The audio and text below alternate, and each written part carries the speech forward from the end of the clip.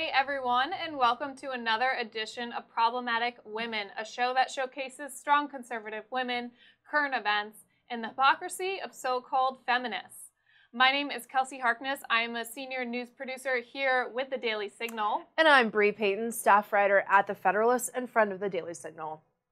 Today we're going to share our thoughts on the Me2 campaign that went viral this week, and then we're going to play some real or fake news. Kelsey's going to read some headlines. I'm going to guess. You guys are all going to guess along with me and see if you can guess better than I can and beat me at this game. And then we are going to crown our problematic woman of the week. In the wake of the Harvey Weinstein scandal that's rocked Hollywood, women are speaking up about sexual harassment with the Me2 campaign. Part of that, in that vein, a writer over Helen Rosner, she came up with a list of 20 things that men can do to support women other than literally not sexually harass us. So I'm going to read a couple of these items on her list. And again, I think that the nature of this list is a good thing. I think we should all be telling men how they can support us and how they can help us. But I think some of the items on this list, I think she took things a little bit too far or in a bit of a weird direction. So in this list, she tells men to overcome their own transphobia. She also tells men to be pro-choice and to support subsidized birth control. And she also tells men that encourages them to talk about menstruation. But when they're not talking about menstruation, she says that they should talk less in all spaces, at all times, and at a lower volume.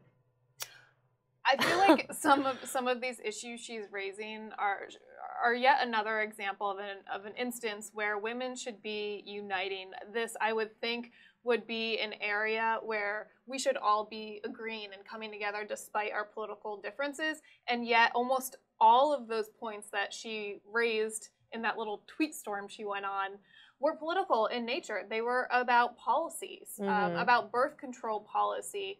And so I think it's sad to be dividing women at a time that we could and should be uniting. Yeah, I think she's also like telling men to be not themselves, right? She's telling them in this instance, in several of these bullet points, she's telling them to act like women. She's like, oh, just pretend like you're women and that's how you can support us. When I don't think that's really the issue. And one of our colleagues, Inez, she recently talked about this on a recent PBS hit in which she was like, listen, tearing down gender norms, tearing down healthy barriers between the sexes is what got us to this position in the first place, right? I mean, tearing down healthy barriers like the Mike Pence rule is what enabled Harvey Weinstein to feel that he could do what he did and get away with it for so long. And I think she's totally right. So Inez and I and Joy Pullman and a couple other problematic women over at the Federalist, we came up with a list of our own of ways that men can support women. So I'm going to read a couple of those items to you. So number one, encourage women to be gun owners and teach them and help them to learn how to defend themselves and how to shoot. Be pro-life, because pro-choice men, I mean, that's just convenient for them. They're not, in it to support women and own up to their responsibilities and their share of the portion in that equation. I think also that men should be helping single moms and should be talking about them in a way that's positive and empowering. And I think we should acknowledge the fact that single moms are really America's heroes. And I think we should be, I think we should be talking about them in a much more positive light than our society often, addresses that issue.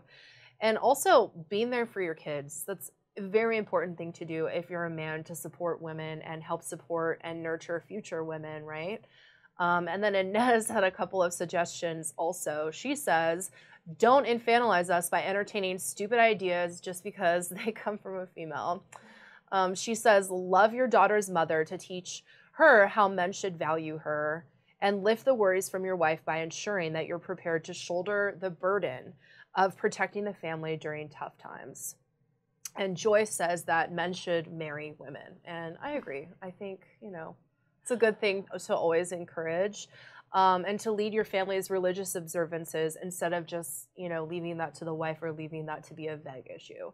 So these are ways that all of us problematic women over at the Federalist think that men can be a bit more supportive of women. I think a lot of it just comes down to a general level of respect for women, and think about are these the values you'd want to instill on your own children. And unfortunately, we have to question a lot of those values that are coming from liberal Hollywood, and I'm glad we're finally having this conversation.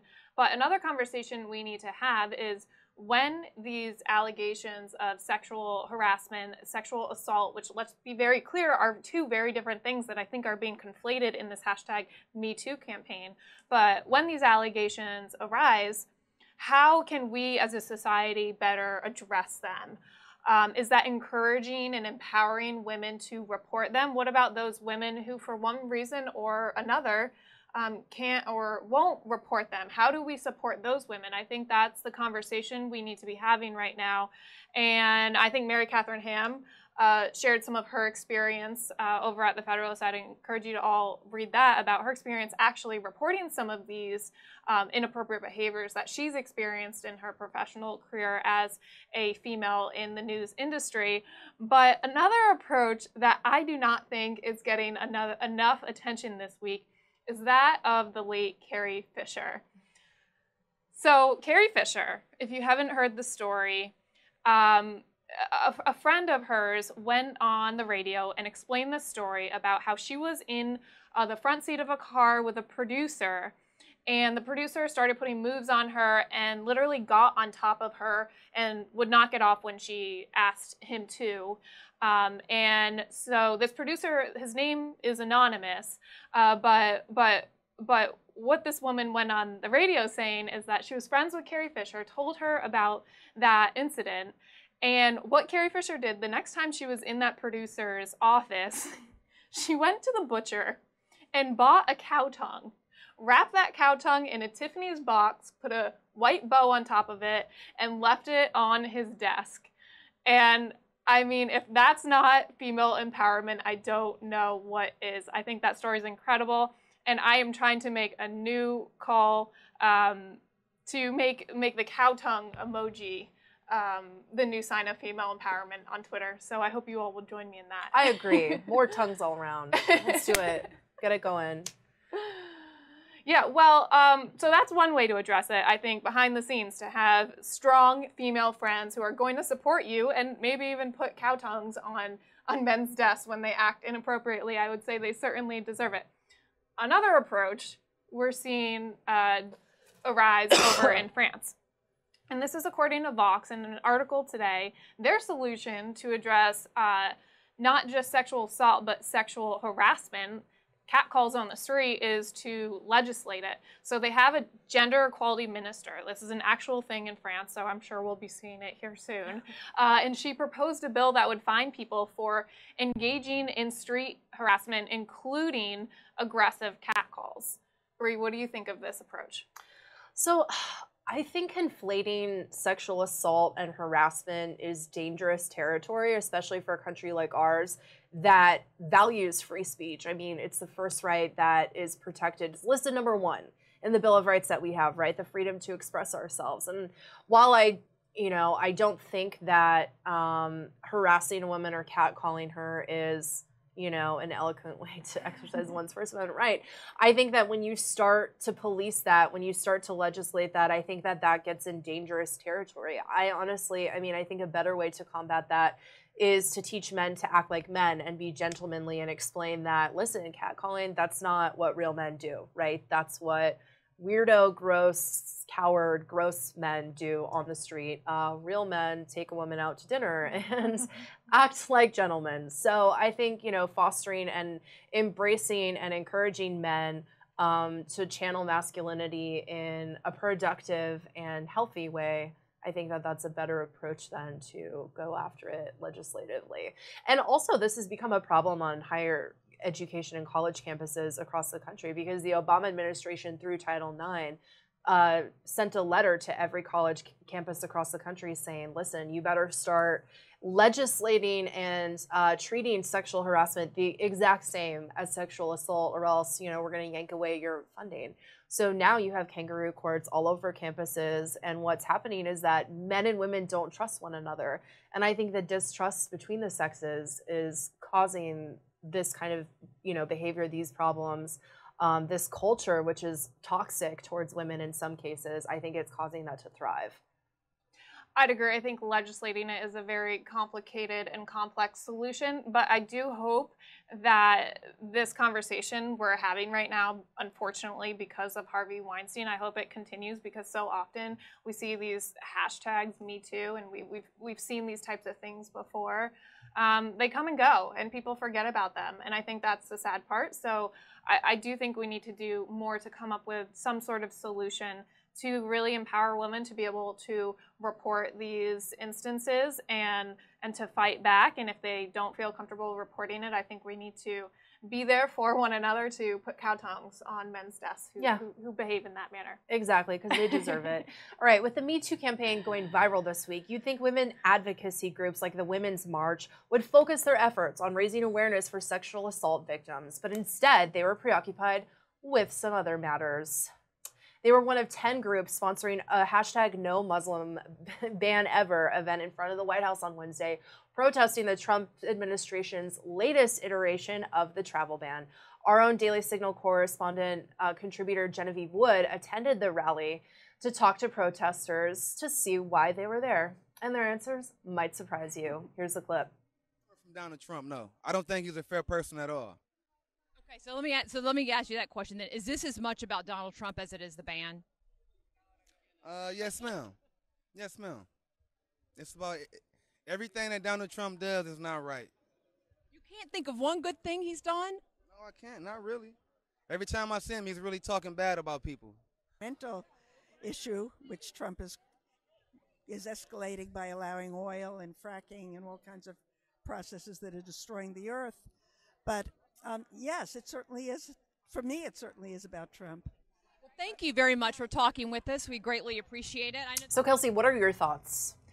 I think Genevieve's interviews there were very revealing of where the state of politics is today, where people aren't so much protesting the policy, although it's sort of their cover that they're out there protesting the so-called Muslim ban. When she really pressed them on why they're there, they admitted it's because they have a personal problem with President Trump. And I think that's really unfortunate because it really hinders our ability as Americans to have productive conversations, civil conversations, and civil debates about policy issues. Instead, it just becomes very personal, and they're going to say no and protest anything that Trump proposes. I think that's very dangerous. I think it's a sad state for our country, but I think that's going to continue. That is the status quo as of now. So we'll see what happens. I hope I'm wrong, but I think that was a great interview. So thank you to our Genevieve Wood for going braving that protest this week. Okay, so up next, we're going to play a little lighthearted game here called Real or Fake News. If this is your first time tuning into Problematic Women, I'm going to read headlines, and Bree is going to guess whether they are real or fake news. All right, the first headline, Bree, is Princeton op-ed says conservatives have no right to free speech. I'm going to say this is real. You're right, this is real. It's from our friends at Campus Reform. So a Princeton student named Ryan Bourne argued for his op-ed for the Daily Princetonian that when conservatives appeal to free speech, it is safe to ignore them since they are appealing to a right that does not exist. And this is one of my favorite lines from this. Ryan says, if conservative arguments were strong, they would be convincing, and if they were convincing, they would not meet political opposition. I mean, I assume this guy is a liberal, and I think even he can admit that people aren't always going to agree with his liberal arguments. So I don't know how, that argument against conservatives work. But. Yeah, it didn't make any sense at all from start to finish. Very baffling. But that's 1 point for you. All right, headline number 2. Can't believe I have to read some of these out loud. All right, tampon tribe. Student government drops tampon supplier over cultural appropriation. I'm going to say this is true. I believe anything about a college campus. I'm like, this is true. Okay, this is also real. This is from the College Fix, and this happened at Brown University, where their undergraduate council of students voted to stop buying female hygiene products from the company Tampon Tribe due to Indigenous and Native American students who claim the company affected them really deeply due to both the name and some of the branding as well. That's ridiculous. I mean, if you can't handle a brand name of a tampon, like, and what is just wrong? go home. What is wrong with a brand getting some inspiration from history? I mean, are we just supposed to forget about history and never use it again? It's crazy. Yeah. Crazy. Also, a tribe is not just in the Native American sense, right? I think it's like a broader word that means, I don't know, like a broader thing, like a collective group of people coming together. Like we have a problematic women tribe. Yeah, I mean, I don't know. That's ridiculous. All right, our third headline for today. Open-minded programmer only works in non-binary code. Code, like computer I'm going to code. say that's fake because there's no way that you, like, can. Like, it's all just ones and zeros, right? Like, it's literally called, like, binary, like, language. That's... Yeah, but they're proposing to make new computer code because that computer code is discriminatory. Oh, they're making a new one? I don't think you can. I think it's like that. You're right. I really tried to get you on that one. It's fake. It's fake, but just wait. All right, our last one. No Fun School cancels Halloween, decides to celebrate Black and Orange Day instead. I'm going to say that's true. That is very true. This is real. It's from the Daily Caller. And this, I'm quoting the Daily Caller here. The costume parade is out of our ordinary routine and can be difficult for many students, the school principal said to a message to parents. Also, the parade is not inclusive of all the students, and it is our goal each and every day to ensure that all students' differences are respected. Isn't black and orange, like, isn't that more problematic than Halloween? Like, I feel like you're culturally appropriating Oompa Loompas with that name, right? Like, I don't know. That's crazy to me. Well, sadly, this is not the end of the Halloween craziness, and it actually provides a perfect transition to our Problematic Woman of the Week. This is a segment where each week we highlight the most problematic woman we can find in politics and culture who is really, for some reason, being a really inconvenient person to the feminist left. So, Brie, I'm going to pass this off to you to crown our Problematic Woman of the Week. Okay, this week, the honor goes to Disney character Moana, because Manhattan moms are freaking out about the costume being politically incorrect. Moana is Polynesian, but they were also concerned about Elsa from Frozen because she had blonde hair and blue eyes. Okay, so let's talk about this. So Manhattan moms are upset that other kids might be dressing up as Moana who are not Polynesian because they're appropriating her culture. I think it sounds like they have too much time on their hands, and it's like I don't know. They've already like tried so hard to ruin Christmas, and now they're going after Halloween. You know, it's like if kids are too young to understand a lot of the complex issues surrounding cultural race and ethnicity, and why are we trying to shove those ideas down their throats at such young ages? If I were a parent, I would use this opportunity to actually educate your child on who they're being for Halloween and why that person is of significance. I actually think it's a great learning opportunity to educate your children on some really significant and important historical figures. We know Pocahontas has been an issue for some time, and Pocahontas is like, you're not allowed to dress up as Pocahontas on a lot of college campuses. A lot of college campuses are basically canceling Halloween, which is sad because that's my favorite holiday of the year. I love Halloween. I love all the candy. I love all the like quasi spooky decorations. I love carving pumpkins. I love everything about Halloween. And I do think that this is really frustrating. And I mean, at the end of the day, like, she's a Disney princess. And I think all of the Disney princesses come from different countries, right? So, like, am I allowed to dress up as Belle because she's French and I'm not French? Like, am I, like, appropriating French culture by doing that? Like, what? I don't know. I think if you start to go down this, you will just very quickly fall down a very slippery slope. Well, we are already down there pretty deep. We're already halfway down the slope. Yeah. But part of this mom's problem with Elsa, who's from Frozen, is that she has blonde hair and blue eyes, and this mom felt that if she allowed her daughter to buy the blonde wig, she would be sending her daughter the message that in order to be a pretty little princess, you have to have blonde hair Oh and my blue eyes. gosh. And, you know, I actually think it's great that Disney and a lot of other children's companies are coming out with more young, diverse role models for children. I think sometimes they're, you know, growing up, there were too many, you know, white American Girl dolls. You didn't see enough diversity there. But this is just taking it too far, and really it's parents missing out on an opportunity to teach their children about some of our, not only country, but our world's history. Yeah, I definitely agree with you. And we always like to leave you with a lighthearted video. This one shows the moment, shows a young man who started his own business and how entrepreneurial he is. But before we go to the clip, we're going to sign off. I'm Bree Payton, staff writer at The Federalist. You can find all of my work over at thefederalist.com. And follow me on Twitter, if you feel like it, at Bree_Payton. And I'm Kelsey Harkness, a news producer and reporter with the Daily Signal. You can follow me on Twitter, if you so please, at Kelsey J. Harkness. And you can follow my work at the Daily Signal. And thank you all for tuning in to another edition of Problematic Woman. We love your input. We do get a few emails with some ideas for who we should crown our Problematic Woman of the Week. So we would highly encourage you to continue reaching out, leave comments. We love hearing from you. And we really do. Thank you for tuning in. Now here's that clip. Socks and more socks. Hi, I'm Zach Vernon. I'm the boss. My name is Mark. The name of the company is John's Crazy Socks. John is my son. We are co-founders, and he's the inspiration for the business.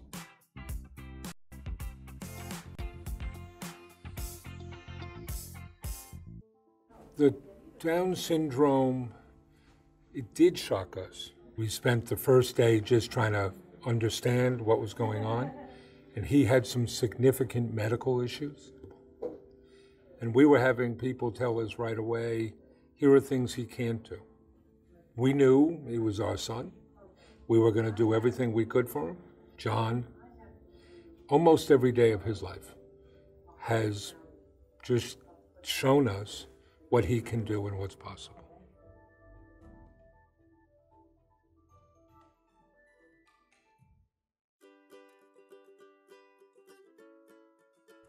I want crazy socks. I want crazy socks entire life. I said to my dad, Dad, I really want to go to a business with you. I get started an online store December 9th. We have over 1,300 different sock styles. We have knee highs, over the knee. Boxy socks, we have swimming socks. Crew socks. We have low-cut socks. We have here, right here, awareness socks. We're on a mission to spread happiness. We spread that happiness using socks. In the beginning, just trying to get inventory was difficult. But I think there was an assumption on many that this was this kind of quaint little business that you were doing part-time and on the side. When they find out that in our first year, we're going to do $1.2 to $1.3 million, that makes people sit up. We have to write thank you notes to Peter King and the congressional staff we met with. I got to put a sticky note in it, candy, everything on it, and send out, boom. We don't want to be a charity that people think, well, that's nice and it's subsidized. We are demonstrating that by working with people with special needs, they become an asset, they become a reason for our success, not a liability, not an obstacle. Right? And so we had to overcome that.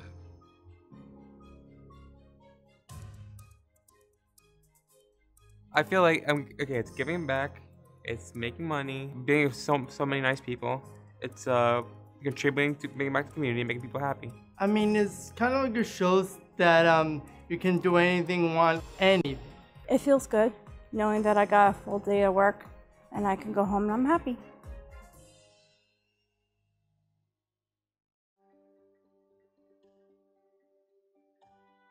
And now we send these along with a big fat check to the landlord. And we're going to new places, people. We're going to have a new building. You like that? My dad teach me about business, what I can do. Down the truck never hold back. It is awesome to wake up in the morning and have the two of us drive to work together, knowing that we're doing something special and that we get to touch other people. I know the things that John can do. I know the way he can represent and care for people. So I almost take it for granted sometimes. And then you get reminded by other people that this is special.